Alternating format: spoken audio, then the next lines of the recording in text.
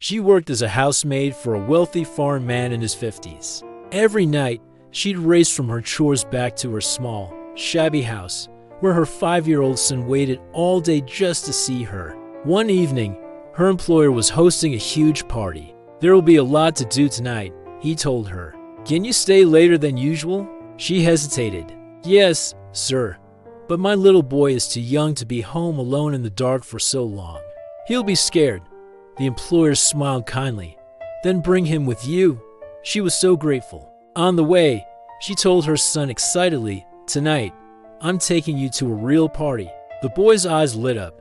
He didn't understand his mother's job, and she wanted to protect his innocent heart from the harsh reality of their world. On the way, she quietly bought the small sausages for him as guests arrived, looking elegant and sophisticated. The grand house filled with light and music.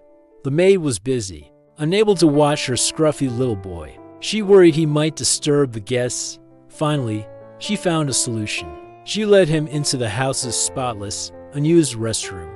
Placing the 2 sausages on a porcelain plate, she said cheerfully, "This is your special party room for tonight."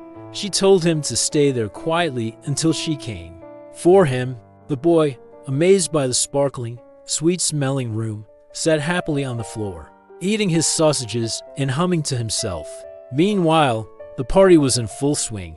The employer suddenly remembered the boy and asked where he was. The maid stammered, "I'm not sure, sir." Sensing something was amiss, he began to search the house. He heard a child's soft singing coming from behind a restroom door. When he opened it, he froze. The boy looked up and said, "This is the special room the master gave me for my party, but I wish someone could eat with me." The man's heart ached. He understood everything. "Wait here a moment," he said softly. He returned to the party and announced, "Please continue enjoying yourselves. I must attend to a very special guest."